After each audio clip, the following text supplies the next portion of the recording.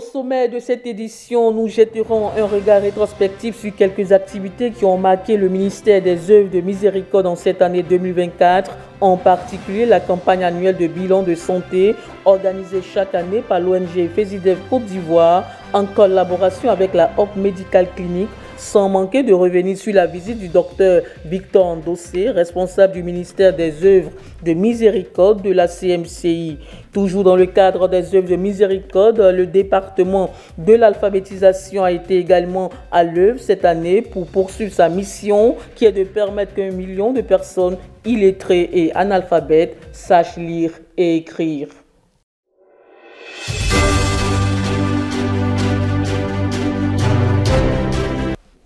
Bonjour et bienvenue dans ce journal. Ouvrons cette édition rétrospective avec la campagne annuelle de bilan de santé de la Hope Medical Clinic, particulièrement celle tenue à l'endroit des missionnaires nationaux de la CMCI Côte d'Ivoire le vendredi 19 janvier 2024. On en parle avec Pascal Béori.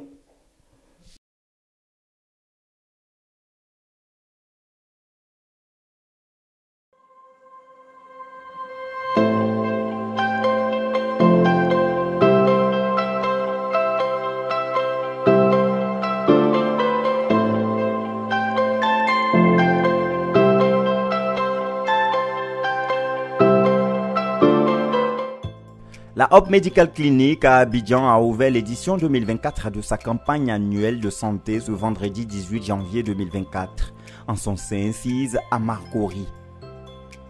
Nous sommes dans notre clinique, la Hope Clinic de la CMCI Côte d'Ivoire. Nous sommes très reconnaissants au Seigneur qui a amené ce jour à l'existence. Nous avons été très bien accueillis par le personnel médical que nous avons trouvé ici. Ils nous ont vraiment reçus avec beaucoup d'empressement et ils sont d'arrache-pied pour que tous les missionnaires soient satisfaits. Pour cette première étape consacrée aux missionnaires nationaux, 150 missionnaires ont effectué le bilan de santé, avec au programme le bilan sanguin, l'électrocardiogramme, la consultation ophtalmologique et l'examen d'hépatite virale. Je suis Dr Bi, médecin résident à Hope Medical Clinic. Et nous sommes à la campagne de bilan de santé prévue par l'Église. Et au cours de cette campagne-là, je suis chargé du service de prise de constance. Voilà. Donc tous les frères et sœurs, les missionnaires passeront ici pour la prise de constance. Nous prenons le poids, la tension artérielle, le pouls, la fréquence respiratoire et aussi la température si nécessaire. Après cette étape, ils seront envoyés à l'étape de prélèvement pour la prise de sang, pour l'examen biologique. Et ici, c'est la troisième étape. Les frères viennent après les avoir enregistrés, ils viennent, ils prennent la tension, le poids. Et ensuite, ils viennent vers nous pour qu'on puisse les prélever pour les examens de sang. Voilà. Et après, ils montent les escaliers pour aller pour l'ECG et puis l'ophtalmo pour la vision.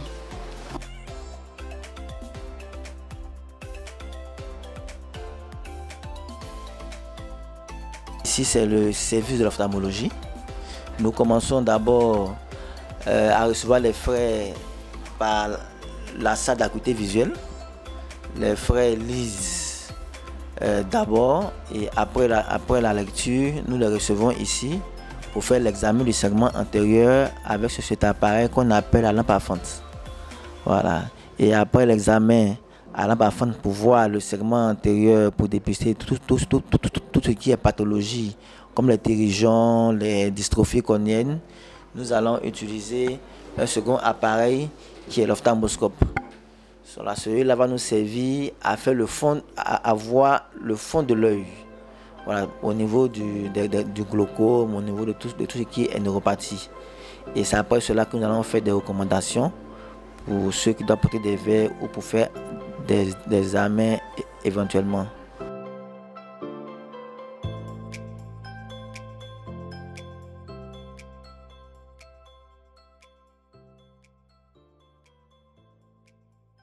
Nous sommes dans la salle de CJ. Les CG, c'est l'électrocardiogramme.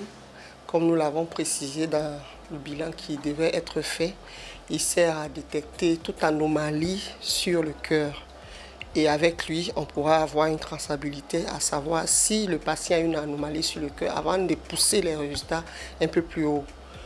Organisée par la communauté missionnaire chrétienne internationale Côte d'Ivoire en collaboration avec FESIDEV Côte d'Ivoire et la Hope Medical Clinic, cette campagne de santé au tarif social est une extension du ministère pastoral du pasteur Boniface Meignier qui vient ici veiller à ce que chaque missionnaire confronte les défis de cette année 2024 avec une âme et un esprit sain dans un corps en très bonne santé.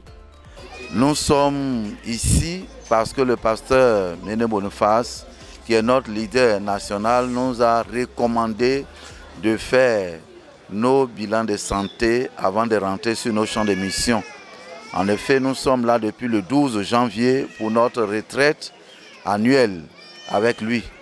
Et il a bien voulu que nous venions dans nos locaux sanitaires pour faire nos bilans de santé, pour voir l'état de santé de chaque missionnaire afin de pouvoir continuer à servir sans difficulté.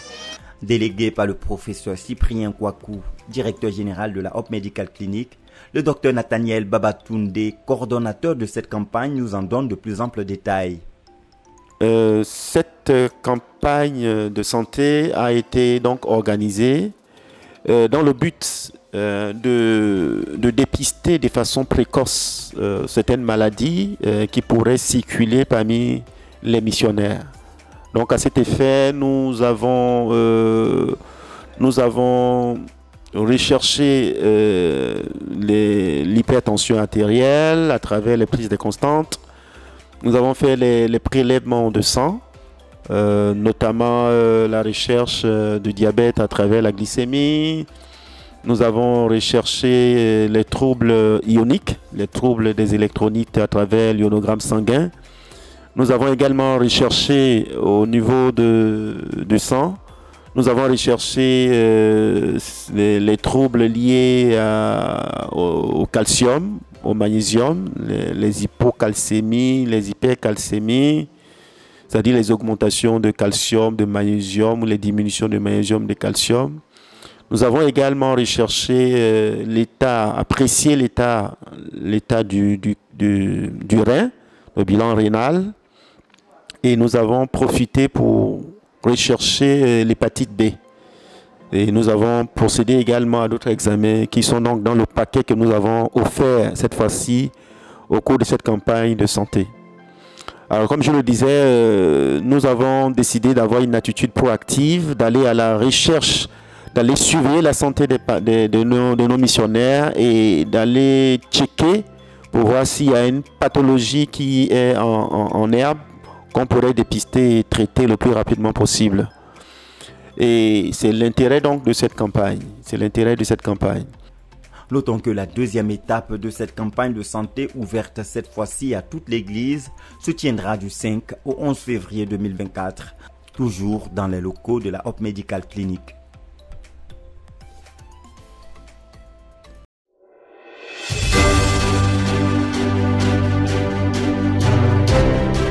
Retour à présent sur la visite à la CMCI Côte d'Ivoire du docteur Victor Andossé, responsable du département des œuvres de miséricorde de la CMCI, et le docteur Lydienne Tala de l'ONG FESIDEV. Ils étaient tous deux à Abidjan du 6 au 9 octobre 2024 dans le cadre d'un programme de FESIDEV, Fédération des seniors internationaux pour le développement, visant à faire un état des lieux des infrastructures de la Hope Medical Clinic en Côte d'Ivoire et à œuvrer à leur mise en adéquation avec les normes de l'Organisation mondiale de la santé, ainsi qu'une campagne de consultation gériatrique, comme nous le rappelle Pascal Béouri dans ce point synthétique de cette visite.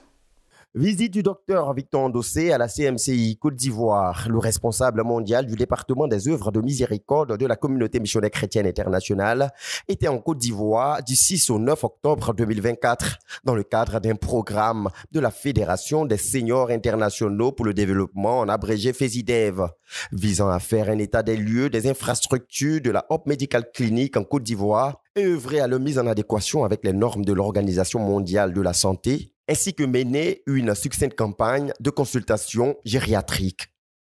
Accompagnée par le docteur Lydienne Tala de la France, cette mission a été mise en exécution dès le 7 octobre 2024. À cet effet, les lundis 7 et mardi 8 octobre, nos ministres des œuvres de miséricorde ont visité les installations de la Hope Medical Clinic Côte d'Ivoire, sise à Abidjan Marcory. Et la sœur Lydienne a pu consulter 12 personnes dans le cadre de la campagne de consultation gériatrique.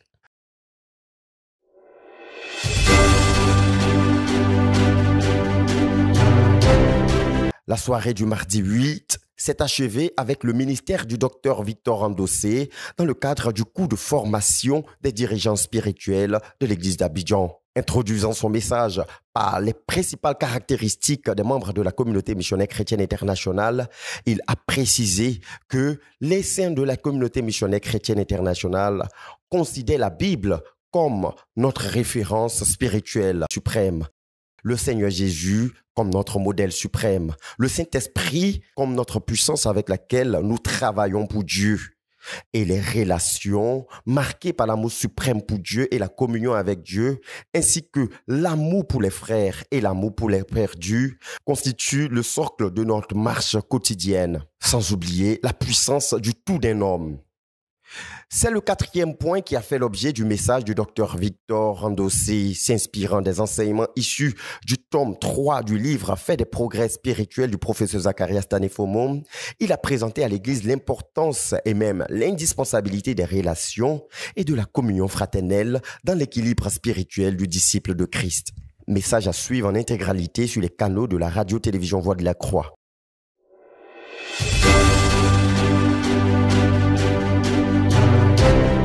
La mission du docteur Victor Ndossé et de la sœur Lydienne dans le cadre de la promotion des œuvres de miséricorde dans notre œuvre en Côte d'Ivoire s'est conclue avec la visite du quartier général de la communauté missionnaire chrétienne internationale Côte d'Ivoire, sise à Atiekwa. Accompagné par le pasteur Boniface Meignet et les représentants du Collège des Anciens et de la Hope Medical Clinic Côte d'Ivoire, ils ont visité toutes les installations provisoires et permanentes qu'abrite déjà le site d'Atiekwa, notamment le bloc annexe de la Hope Medical Clinic à Atiekwa et le nouveau bâtiment de la dite clinique fraîchement sorti de terre depuis juin 2024. Ils ont aussi visité les autres bâtiments tels que le hall de l'UMPJ ou encore le symbolique village du quartier général d'Atiekwa qui abrite circonstanciellement les frères pendant les croisades pour le renversement des principautés personnelles et familiales et les camps bibliques nationaux des jeunes. C'est avec des actions de grâce au Seigneur que cette visite s'est conclue. Occasion pour nos illustres visiteurs de partager leur joie d'avoir pris part à cette mission ainsi que les leçons qu'ils en ont tirées. J'ai été très impressionné. Déjà avec même la superficie du terrain que Dieu nous a donné, c'est une grâce que nous avons reçue. Et je rends grâce à Dieu qui a donné à nos dirigeants en Côte d'Ivoire la vision pour les infrastructures qui sont en cours. Pour l'instant, pour la plupart des choses, nous avons des choses qui sont temporaires, mais nous avons déjà pas mal de bâtiments qui sont en dur et qui sont finalisés, comme par exemple le bâtiment qui abrite l'Université mondiale de prière et de jeûne, avec une capacité merveilleuse de 2500, voire même 3000 personnes que ça peut abriter. Nous avons été à l'intérieur et c'est un bâtiment qui est déjà en utilisation. Nous remercions le Seigneur pour le premier bâtiment qui a déjà été posé sur le site alloué à la Hope Clinic avec quelques bureaux et des salles d'hospitalisation.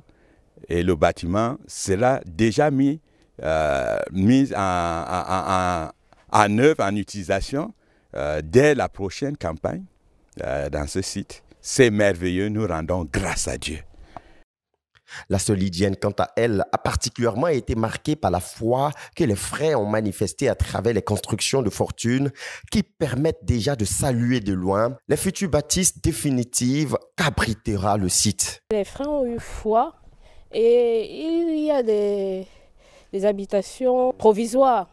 Quand j'ai vu ça, je n'ai pas compté, mais au fur et à mesure qu'on avançait, que je voyais le nombre, une chose qui m'est venue à l'esprit, c'est la foi de chaque frère. En fait, il y a à peu près 2000 qui résident ici. Pendant la croisade, je disais, oh, ces frères ont véritablement une foi pour venir construire quelque chose de provisoire et rester là pendant les 40 jours. Et c'est l'une des choses avec laquelle je pars d'ici, un peuple de foi.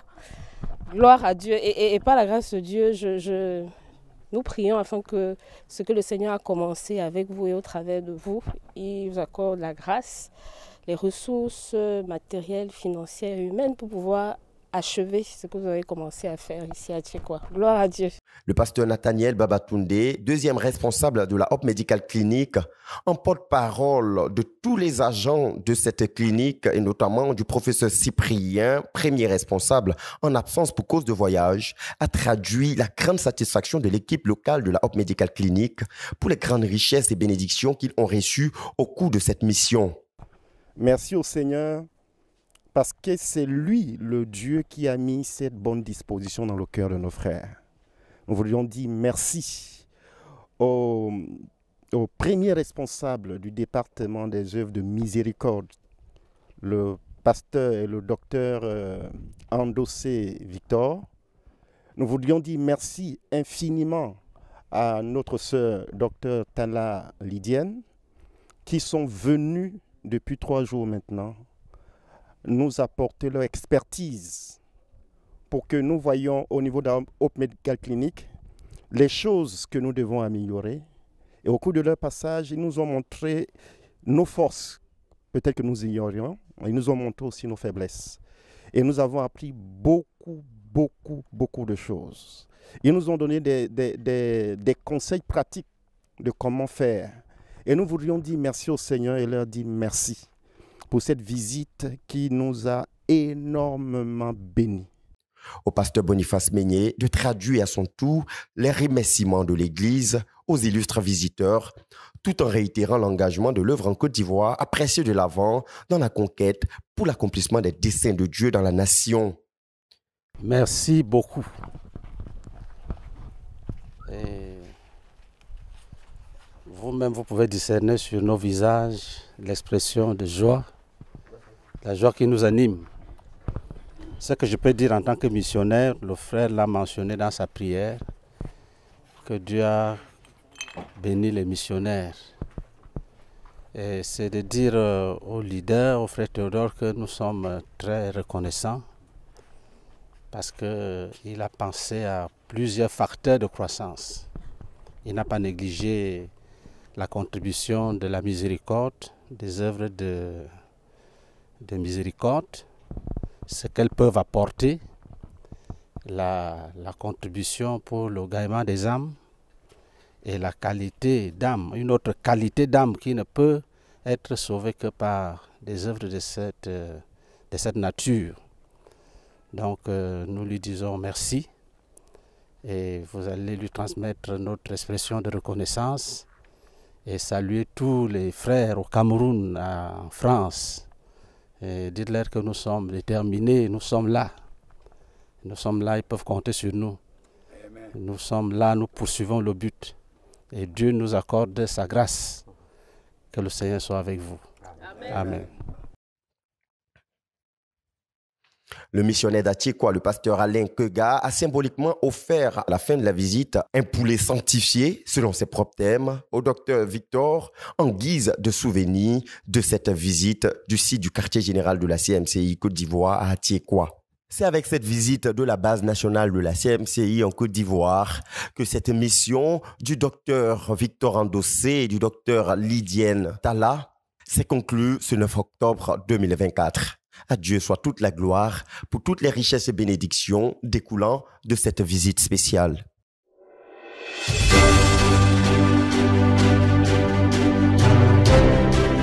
Parlant d'œuvres de miséricorde, le ministère de l'alphabétisation de la CMCI Côte d'Ivoire a été aussi à l'œuvre en cette année 2024 en travaillant pastoralement à éradiquer le handicap de l'analphabétisme dans l'Église. Pour cette année 2024, le département d'alphabétisation a entamé l'année scolaire avec de très bons résultats scolaires l'année précédente. Le témoignage de Pascal Béouri.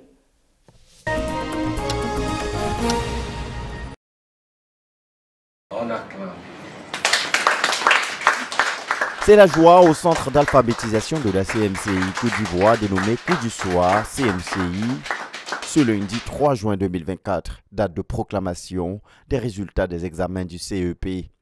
Sur 11 candidats présentés pour ces examens, 10 ont été admis, soit un taux d'admission de 90,90%. En témoigne la directrice Alvin Yao, remplie de gratitude envers le Seigneur. Et notre structure d'alphabétisation a présenté 11 candidats pour 10 admis. Et nous avons 4 structures. La structure d'Adzopé a présenté 2 candidats et il y a eu un taux d'admission de 100%. La structure de Yopougon a présenté également 2 candidats pour un taux d'admission de 100%. Celle d'Adjamé Liberté, 3 candidats pour un taux d'admission de 100%. Celle de Mputo également 2 candidats pour un taux d'admission de 100%. Et enfin, celle de Koumassi a présenté 2 candidats et on a un seul admis. Mais Dieu fait des merveilles et nous disons merci au Seigneur pour ces excellents résultats. Amen. Les heureux admis ont été reçus au bureau du pasteur Boniface Meignet qui s'est réjoui de ces résultats et a conduit les candidats ainsi que l'équipe d'encadrement pédagogique à offrir des actions de grâce au Seigneur pour ce résultat. Le frère Jro pouvait se sentir heureux de voir son épouse Stéphanie être comptée parmi les admis. Les encadreurs n'ont pas eux aussi caché leur grande satisfaction et leur reconnaissance au Seigneur. Les élèves ont fait assez d'efforts à étudier. Aussi que les enseignants ont aussi travaillé pour aider les élèves. Et nous espérons que pour le secondaire aussi, l'année prochaine, on va retrouver ces élèves-là pour continuer le combat encore. Nous sommes très heureux et nous disons merci à notre Seigneur Jésus qui fait vraiment les merveilles avec la structure alphabétisation. Parce que quand j'ai vu le résultat de notre première, c'est d'Adjamé, elle a eu un total de 147 points sur 170. Donc vraiment, ce sont des résultats vraiment très encourageants et nous bénissons le Seigneur pour ces résultats. Amen. Moi, j'aimerais bénir le Seigneur pour ces résultats qu'il nous a accordés en ce jour. Parce que ce n'était pas facile. Mais Dieu aidant et fidèle nous a permis d'avoir ces résultats. Pour cela, j'ai béni le nom du Seigneur Jésus-Christ qui reste fidèle.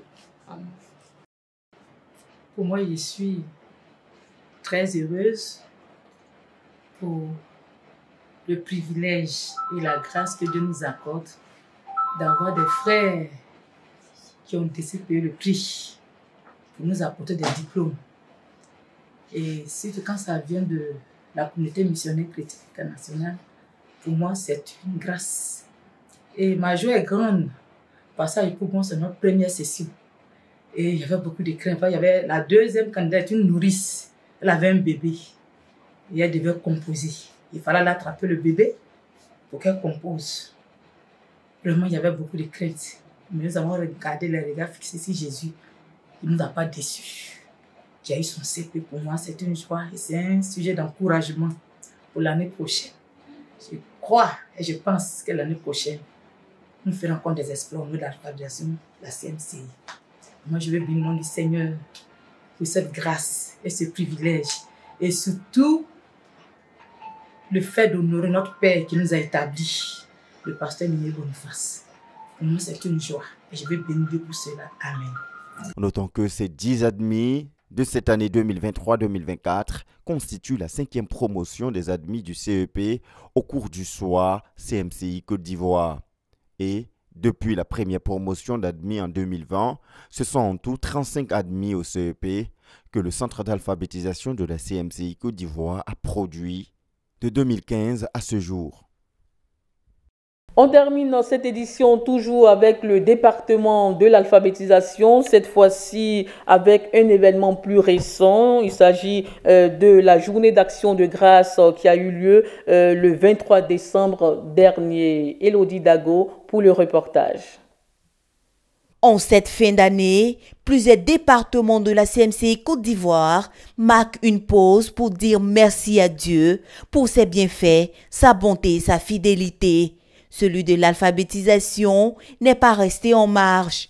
Ainsi, alphabétiseurs, professeurs et apprenants se sont réunis le 23 décembre au temple de la dite communauté, Cisa Adjamé Liberté, afin de rendre grâce à Dieu pour les multiples bénédictions dont ils ont été l'objet.